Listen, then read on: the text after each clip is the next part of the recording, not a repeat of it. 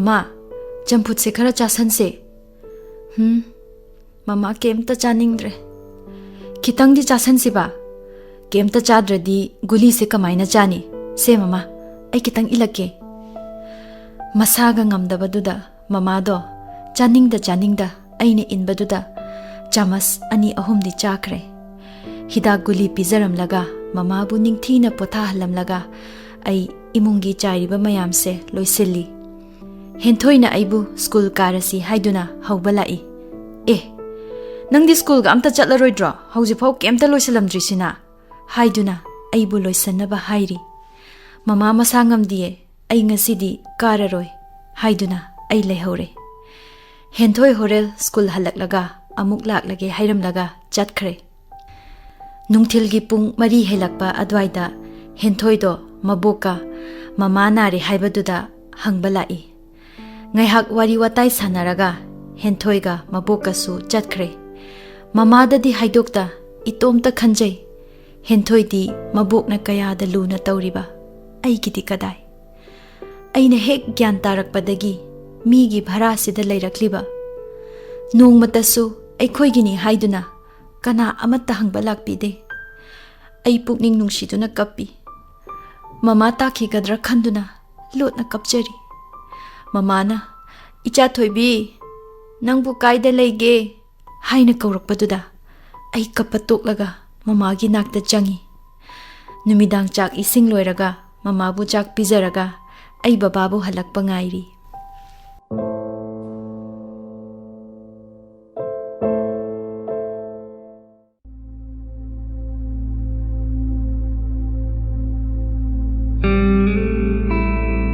Numit khara haukre, mama do, naba sukpat phatte, babada, Mama na naribado karino hanglurasu. Icha thoibi gi mama kaisu taude. Mama na aba pharaniye. Sida hai. Isa itomta wahang kayani. Aina tattana hangjariba. Aikhoi gi ni haibada. Kanasu leitrabara. Aikhoi na migi bharasida leiribase karigino. Aikhoi gi asengba yum leitrabazala. Wahang singsigi paukhum khangningbana. Ai ngasidi mama da changduna hanglui. Mama, Aikhoi na migi bharasida leiribase kaigino. Aikhoi gi yum asengbaga amta leitrabaro. Mama do, aina hangliba wahangdugi paukhum pide. Ai amuksu hanglui. Mama, aikhoi gi bubok leitro. Henthoi hoigi di, henthoi mama gi mabokna yam luna taubi. Mama, nangi mama, aigi bubok leitrabraba. Aigi wahangi paukhum di pida. Mama, mitlugi pirang sintharakpado. Uraga aingonda Khangningba sum hengalakpagum phaurai. Mama, hayoba, aikhoi gi bubok, aikhoi gi yum leitrabo. Mitlugi pirang sinthana, mama na hairai. Lei, icha gi su bubok, asengba yum, loina maklai. Aduga karigi aikhoi gi nakta nongmata su laktriba. Aibu kemta nungsidaba jalo bubokna. Icha thoibi, haiba nattana. Mama wa makha tarakhide. Mama na tuminna leiribadugi maramdi. Ikhang khangdana ay khangingbagi mayaina thumatkiduna makata na hanglui. Hayo mama, aikhoi gi asengba yum kaida leige. Aikhoi na aduda leitrina kaigino. Mama, sinthariba pirangdo taithoklaga. Araiba thauna pumnamak khomjinduna. Icha thoibi, mama ngasidi nangonda hairage. Taroko. Mama na hairak tawriba wahaisingdo taningbana langtaknai. Mama na wa makha tarakpa ngairi.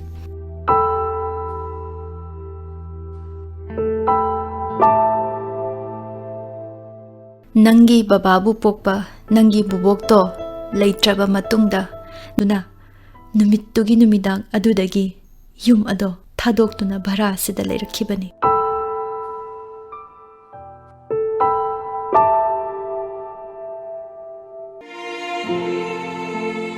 Wari liba loirakpada, mamagi maithongdo, pirangtana punglup luplamle.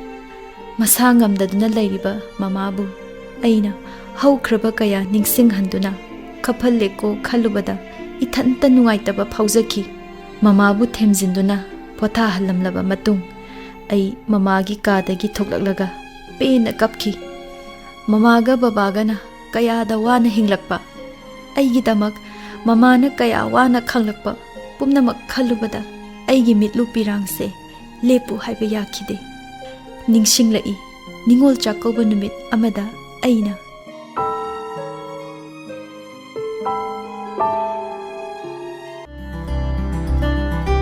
ꯃꯃꯥ, ꯑꯩꯈꯣꯏꯗꯤ ꯅꯤꯡꯉꯣꯜ ꯆꯥꯛꯀꯧꯕ ꯆꯠꯂꯔꯣꯏꯗ꯭ꯔꯣ? ꯍꯦꯟꯊꯣꯏ ꯍꯣꯏꯗꯤ ꯐꯨꯔꯤꯠ ꯐꯖꯕꯒ ꯂꯤꯠꯂꯒ ꯅꯤꯡꯉꯣꯜ ꯆꯥꯛꯀꯧꯕ ꯆꯠꯇꯣꯔꯦꯅ ꯑꯩꯉꯣꯟꯗ ꯎꯠꯄ ꯂꯥꯛꯑꯝꯃꯤꯉꯣ ꯍꯥꯏꯗꯨꯅ ꯆꯥꯛꯀꯧꯕ ꯆꯠꯅꯤꯡꯕꯒꯤ ꯅꯤꯡꯉꯥꯏ ꯇꯧꯈꯤꯕꯗꯣ ꯑꯩꯒꯤ ꯋꯥꯍꯪꯒꯤ ꯄꯥꯎꯈꯨꯝꯗꯤ ꯄꯤꯗ ꯏꯆꯥ ꯊꯣꯏꯕꯤ, ꯃꯃꯥ ꯊꯕꯛ ꯇꯧꯔꯤ, ꯕꯕꯥꯒꯤ ꯃꯅꯥꯛꯇ ꯂꯩꯔꯨꯆꯣ ꯍꯥꯏꯗꯨꯅ ꯋꯥ ꯊꯩꯗꯣꯛꯅꯕ ꯍꯣꯠꯅꯈꯤꯕ ꯄꯨꯝꯅꯃꯛꯇꯣ ꯈꯪꯗꯅ ꯑꯩꯗꯤ ꯅꯤꯡꯉꯥꯏ ꯑꯗꯨꯝ ꯇꯧꯈꯤ꯫ ꯑꯩꯁꯨ ꯅꯤꯡꯉꯣꯜ ꯆꯥꯛꯀꯧꯕ ꯆꯠꯅꯤꯡꯉꯦ ꯃꯃꯥ, ꯆꯠꯁꯦ ꯍꯥꯏꯕꯅꯦ꯫ ꯒ꯭ꯔꯤ ꯒ꯭ꯔꯤ ꯇꯛꯈꯤ꯫ ꯃꯃꯥ ꯎꯄꯥꯏ ꯂꯩꯇ꯭ꯔꯗꯨꯅ ꯁꯥꯎꯕꯗ ꯇꯥꯔꯛꯈꯤ꯫ ꯑꯩꯒꯤ ꯅꯤꯡꯉꯥꯏꯗꯣ ꯈꯥꯡꯕ ꯉꯝꯗ꯭ꯔꯗꯨꯅ ꯑꯩꯕꯨ ꯐꯨꯈꯤ꯫ ꯑꯩꯅ ꯀꯞꯄ ꯇꯥꯔꯒ ꯕꯕꯥ ꯆꯪꯂꯛꯇꯨꯅ ꯑꯩꯕꯨ ꯊꯦꯝꯖꯤꯟꯕꯤꯈꯤ꯫ ꯕꯕꯥ, ꯃꯃꯥꯁꯦ ꯌꯥꯝ ꯐꯠꯇꯦ, ꯑꯩꯅ ꯅꯤꯡꯉꯣꯜ ꯆꯥꯛꯀꯧꯕ ꯆꯠꯁꯦ ꯍꯥꯏꯔꯒ ꯌꯥꯗ꯭ꯔꯤꯕ꯫ ꯕꯕꯥꯅ ꯌꯦꯟ ꯂꯩꯔꯨꯁꯤ ꯑꯗꯨꯒ ꯍꯥꯎꯅ ꯆꯥꯊꯣꯛꯁꯤꯀꯣ, ꯏꯆꯥ ꯊꯣꯏꯕꯤꯒꯤ ꯂꯥꯏꯙꯤꯕꯤ ꯐꯖꯕꯁꯨ ꯂꯩꯔꯨꯁꯤ ꯍꯥꯏꯅ ꯊꯦꯝꯗꯨꯅ ꯀꯞꯄ ꯇꯣꯛꯈꯤ꯫ ꯕꯕꯥꯅ ꯒꯥꯔꯤ ꯁꯣ ꯂꯧꯔꯨꯁꯣ ꯍꯥꯏꯗꯨꯅ ꯑꯩꯅ ꯒꯥꯔꯤ ꯁꯣ ꯂꯧꯕ ꯆꯠꯀꯦꯅ ꯍꯧꯒꯠꯂꯛꯄꯗ ꯕꯕꯥꯗꯣ ꯃꯃꯥꯗ ꯑꯣꯟꯁꯤꯟꯗꯨꯅ ꯍꯥꯏꯍꯧꯏ, ꯀꯔꯤꯁꯨ ꯈꯪꯗ꯭ꯔꯤꯕ ꯑꯉꯥꯡꯁꯤꯗ ꯅꯪꯅ ꯐꯨꯔꯤꯕꯗꯣ ꯀꯩꯒꯤꯅꯣ? ꯃꯃꯥꯗꯣ ꯄꯥꯎꯈꯨꯝꯗꯤ ꯄꯤꯗ ꯃꯆꯤꯟ ꯃꯦꯟꯗꯨꯅ ꯀꯞꯍꯧꯏ꯫ ꯑꯍꯥꯎꯕ ꯐꯅ ꯆꯥꯔꯕꯁꯨ, ꯐꯖꯕ ꯐꯅ ꯁꯦꯠꯂꯕꯁꯨ ꯑꯩꯒꯤ ꯊꯃꯣꯏꯒꯤ ꯑꯄꯦꯟꯕꯗꯤ ꯑꯣꯏꯈꯤꯗꯦ꯫ ꯑꯩꯅ ꯅꯤꯡꯖꯈꯤꯕꯗꯤ ꯃꯃꯥꯒ ꯑꯩꯒ ꯀꯦꯔꯒ ꯃꯃꯥꯒꯤ ꯃꯈꯨꯠ ꯁꯝꯗꯨꯅ ꯕꯨꯕꯣꯛꯀꯤ ꯌꯨꯝꯗ ꯅꯤꯡꯉꯣꯜ ꯆꯥꯛꯀꯧꯕ ꯆꯠꯄꯗꯨꯅꯤ꯫ ꯊꯣꯡꯒꯥꯜꯗ ꯊꯣꯛꯇꯨꯅ ꯅꯤꯡꯉꯣꯜ ꯆꯥꯛꯀꯧꯕ ꯆꯠꯂꯤꯕ ꯃꯌꯥꯝꯗꯣ ꯌꯦꯡꯂꯨꯏ꯫ ꯑꯩꯅ ꯂꯦꯞꯇꯨꯅ ꯌꯦꯡꯂꯤꯉꯩ ꯂꯩꯀꯥꯏꯒꯤ ꯏꯃꯥꯟꯅꯕꯤꯁꯤꯡꯅ ꯄꯨꯔꯅꯤꯃꯥ, ꯅꯪꯗꯤ ꯆꯥꯛꯀꯧꯕ ꯆꯠꯂꯣꯏꯗ꯭ꯔꯣ ꯍꯥꯏꯅ ꯍꯪꯂꯝꯕ ꯀꯌꯥꯅꯤ꯫ ꯆꯠꯂꯣꯏ, ꯑꯩꯈꯣꯏꯗꯤ ꯕꯕꯥꯅ ꯌꯦꯟ ꯊꯣꯡꯅꯤ, ꯍꯣꯔꯦꯟ ꯀꯣꯏꯕꯁꯨ ꯆꯠꯅꯤ ꯍꯥꯏꯗꯨꯅ ꯆꯤꯟꯕꯥꯜꯗ ꯅꯣꯛꯐꯦꯠ ꯇꯧꯔꯒ ꯈꯨꯝꯈꯤꯕ ꯑꯩꯒꯤ ꯄꯥꯎꯈꯨꯝꯗꯣ ꯊꯃꯣꯏꯅꯗꯤ ꯌꯥꯅꯤꯡꯈꯤꯗꯕꯅꯤ꯫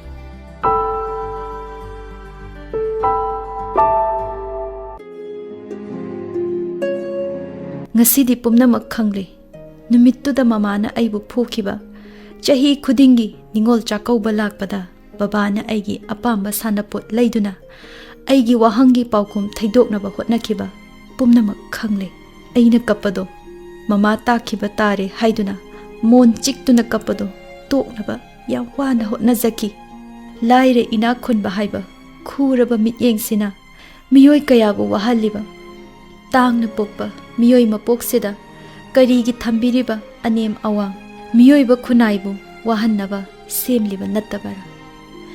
ꯅꯣꯡꯃ ꯁꯤꯒꯗꯧꯔꯕ ꯇꯥꯏꯕꯪ ꯃꯤꯑꯣꯏ ꯑꯩꯈꯣꯏꯅ ꯑꯁꯨꯛꯀꯤ ꯃꯇꯤꯛ ꯅꯨꯡꯁꯤꯅꯗ꯭ꯔꯤꯕꯁꯤ ꯀꯔꯤꯒꯤꯅꯣ? ꯕꯕꯥꯅ ꯑꯩꯕꯨ ꯀꯧꯔꯛꯄꯗ ꯁꯤꯟꯊꯔꯤꯕ ꯄꯤꯗꯨ ꯇꯩꯊꯣꯛꯈꯤ꯫ ꯉꯁꯤꯗꯤ ꯗꯨꯀꯥꯟ ꯄꯣꯠ ꯏꯁꯤꯠ ꯁꯤꯠꯇ꯭ꯔꯦ ꯍꯥꯏꯗꯨꯅ ꯕꯕꯥ ꯉꯟꯅ ꯍꯜꯂꯛꯂꯕꯅꯤ ꯍꯥꯏ꯫ ꯉꯁꯤꯒꯤ ꯂꯥꯏꯗꯨꯞ ꯊꯥꯗ꯭ꯔꯤ, ꯊꯥꯔꯨꯒꯦ ꯍꯥꯏꯗꯨꯅ ꯑꯩ ꯊꯣꯔꯛꯂꯦ꯫ ꯂꯥꯏꯗꯨꯞ ꯊꯥꯕ ꯂꯣꯏꯗꯨꯅ ꯆꯥꯛ ꯊꯣꯡꯉꯤ꯫ ꯑꯩꯅ ꯃꯩꯁꯥ ꯃꯔꯛꯇ ꯆꯥꯛ ꯊꯣꯡꯕꯗꯣ ꯕꯕꯥ ꯌꯦꯡꯕ ꯉꯝꯗ꯭ꯔ ꯃꯥꯜꯂꯦ꯫ ꯏꯆꯥ ꯊꯣꯏꯕꯤ, ꯕꯕꯥ ꯇꯧꯕꯤꯔꯒꯦ, ꯃꯃꯥꯒꯤ ꯅꯥꯛꯇ ꯂꯩꯔꯝꯃꯣ ꯍꯥꯏꯗꯨꯅ ꯕꯕꯥꯅ ꯆꯥꯛ ꯊꯣꯡꯍꯧꯔꯦ꯫ ꯑꯩ ꯃꯃꯥꯒꯤ ꯀꯥꯗ ꯆꯠꯂꯤ꯫ ꯃꯃꯥꯅ ꯇꯨꯝꯕꯗꯣ ꯌꯦꯡꯂꯒ ꯂꯩ꯫ ꯃꯃꯥꯗꯣ ꯃꯤꯀꯞ ꯊꯣꯛꯂꯛꯂ ꯃꯥꯜꯂꯦ꯫ ꯏꯆꯥ ꯊꯣꯏꯕꯤ, ꯕꯕꯥ ꯍꯜꯂꯛꯈ꯭ꯔꯕꯣ? ꯍꯜꯂꯛꯑꯦ꯫ ꯕꯕꯥꯅ ꯆꯥꯛ ꯊꯣꯡꯍꯧꯔꯤ꯫ ꯃꯃꯥ ꯆꯥꯛ ꯂꯥꯝꯃꯕꯣ?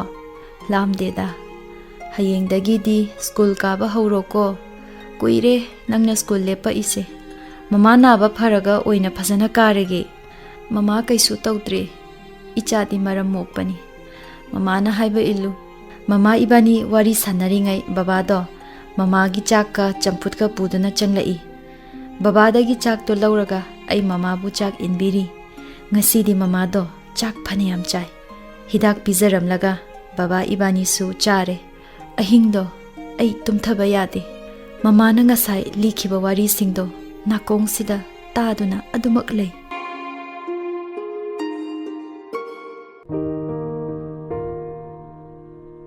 ꯅꯣꯡꯉꯥꯜꯂꯒ ꯃꯃꯥꯅ ꯍꯥꯏꯕꯗꯩ ꯑꯩ ꯁ꯭ꯀꯨꯜ ꯆꯠꯂꯦ꯫ ꯁ꯭ꯀꯨꯜꯗꯁꯨ ꯃꯃꯥꯗꯣ ꯃꯇꯣꯝꯇ ꯀꯃꯥꯏꯅ ꯂꯩꯔꯝꯒꯅꯤ ꯈꯟꯕꯗ ꯑꯣꯖꯥꯅ ꯇꯥꯛꯂꯤꯕꯗꯣ ꯑꯝꯇ ꯀꯣꯛꯇ ꯆꯪꯗꯦ꯫ ꯁꯨꯇꯤ ꯊꯥꯍꯟꯅꯤꯡꯕꯅ ꯈꯨꯗꯥꯡꯗ ꯁꯤꯔꯤꯕ ꯘꯔꯤꯗꯣ ꯊꯥꯡꯒꯠꯇꯨꯅ ꯌꯦꯡꯈꯤ꯫ ꯁ꯭ꯀꯨꯜ ꯍꯦꯛ ꯍꯜꯂꯛꯂꯁꯨ ꯏꯁꯥꯗ ꯑꯔꯥꯝ ꯈꯧꯔꯥꯡꯕ ꯑꯝꯇ ꯄꯣꯛꯇꯦ꯫ ꯃꯃꯥꯒꯤ ꯃꯁꯛꯇꯕꯨ ꯎꯔꯗꯤ ꯍꯥꯏꯗꯨꯅ ꯃꯃꯥꯒꯤ ꯀꯥꯗ ꯆꯦꯟꯁꯤꯜꯂꯤ꯫ ꯃꯃꯥꯗꯣ ꯃꯁꯥ ꯈꯔ ꯅꯨꯡꯉꯥꯏꯔꯕ ꯈꯪꯗꯦ, ꯍꯧꯒꯠꯇꯨꯅ ꯀꯥꯗꯣ ꯂꯣꯏꯁꯟꯗꯨꯅ ꯂꯩꯔꯝꯃꯤ꯫ Ainadi mamana haugatlido makok ngauradi chaksu phajana chadi haiduna pakhatli adubu mamana masa khara nungaijaba uraga ai yam harauki.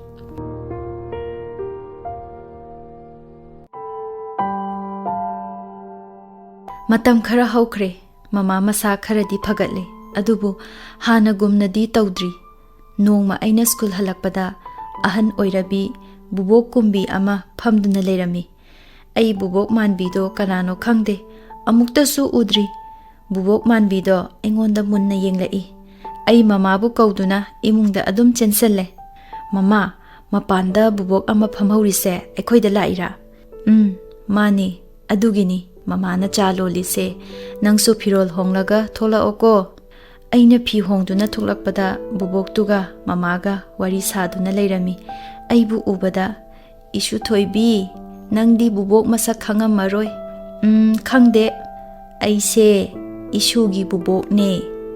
Bubok hairakpaduda karamba bubok no. Babagi bubok la mamagi bubok la ai ngaktang khali. Aise nangi babagi mama isugi na bubok ne. Babagi mama ni hairakpaduda ai sauningba phaurai. Wakhalda khali atombido oire. Ai di kaidong nangonda bubok kautoiba sukau kauroi. Kaidoragi isa thoibi bubok kawo. Mama ai henthoi oida amta chatluge. Bubok to aigi itaududa aibu munna yengduna lehaubani. Mama su aibu munna yenghaubani. Henthoi hoida chatlaga aigi sauningbado tainafam khangda itomta pangsau saujai. Asuk kuina laktraga kaidobe ngasi lakpirino. Isu thoibi kaina kauradana sukhum khumoi aduga bubok haina kausu kauroi. Chatlamani hairakanda ai yumda changi. Mama ngasai nupido kaidawla amino. Nangna yum asengba yam haibado aduda layrurasi haiba laiba. Mama aikoi aduda layruradoiro. Noi baba laaga horen haikisi chocho lairik pazaruro. Phana sauninglabasu aikoi asengba yumduda chatningki. Barada lay haiduna mina aikoibu hanthani yenglibase. Aikoi gisu asengba yum lay haiduna utningki. Baba halaaga mamana haibada baba to yam sauki. Yumduda amuk hanna khong thangjalaroi haiduna thoklaklabani. Amuk hanna yumduda changoi adubu miyoibagi waraklaba kandadi mateng pangni haiduna mamasu babagi apambaduda yaki. Aisu adumangai.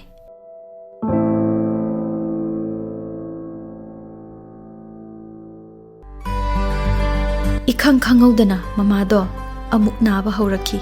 Adubu mama masa ngamde hairadi ai school chatlaroi khangbagi mama masa phana ngamdrabasu engonda haidokte. Mama chak mapum phana charaktaba kuire. Masa yam sonjele. Mamagi mataudo ai yengba ngamlaktri. Mamana naribase karino engonda babana haidokte.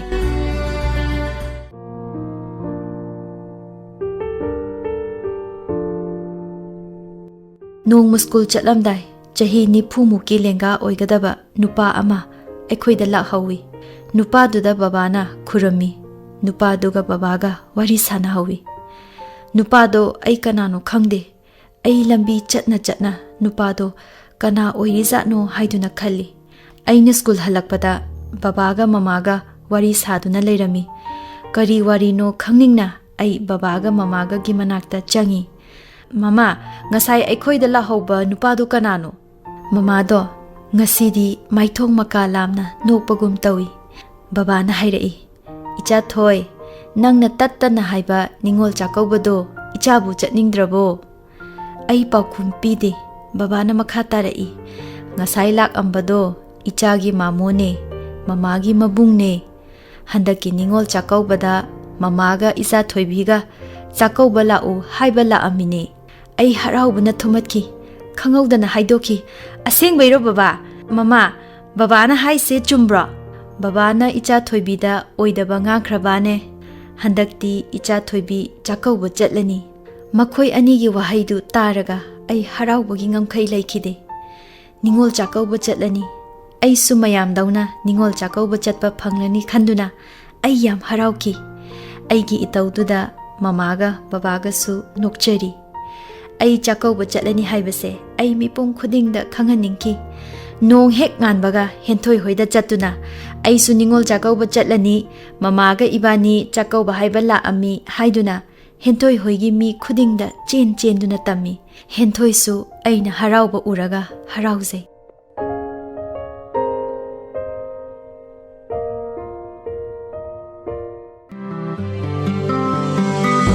aina chahi kaya wana phanglaroidra khanna ngaijarakpa hiyangai gi nini panba ningol chakauba numitni ningsel mangda leptuna keri furit ama amuk let ama amuk set adubu mamadi masado ihai hainingdabagum tawi mama loisallo thengani hoi loisallage aina haraujabatuda mamado hainingboy hainingdaboy loisalli mama as sum tapna tawlei khara thuna loisallo thengkhrani haiba cha thoibi mapanda babaga leiramu mama thoklaklage ko mapanda thoklaklaga babada aibu phajabra haina yenghali baba ibani wari sanaduna leira ise phana kuire adubu mamadi sukthok tholakte mama tholak mande haiduna ai mama bu kawbo changi adubu mamadi hiptuna leirami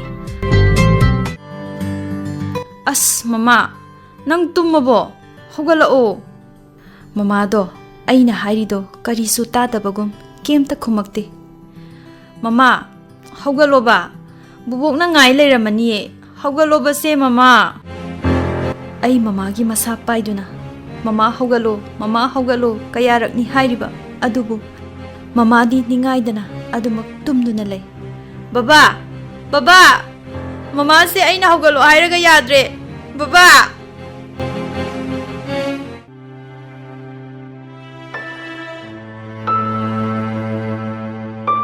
aina kaptuna kawbado tabaduda baba changai aina mama bu konduna kaptuna leibado uraga leima nangbu nachana hogalo hairibase tadrabo baba mama se hogdo o ningol chakauba chatse hayo mama hogalo icha thoibiga nangbu ningol chakauba chatkani haiduna hojikta loisal hobadaine mama hogalo icha thoibi mama do hogdok piruranu wara male tumjarasanu yaroye mama hogalo ai ningol chakauba yam chatninge mama aina kaurije tadrabo mama hogalo se babana aibu mathanungda konduna thamli babagi thabakta khutumna suduna baba aigi mama hogalo ayo aigi mama tumaga leiba yaroye haina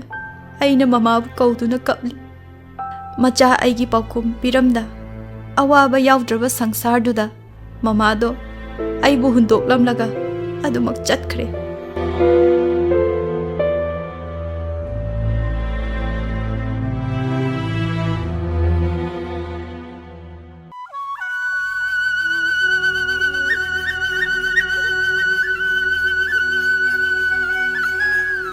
hiyangai nini panba ningol chakauba nang amuk hanna laklanu nang amuk hanna laklanu nang na aigi mamabu munduna pubikibane nang amuk hanna laklanu nang amuk hanna laklanu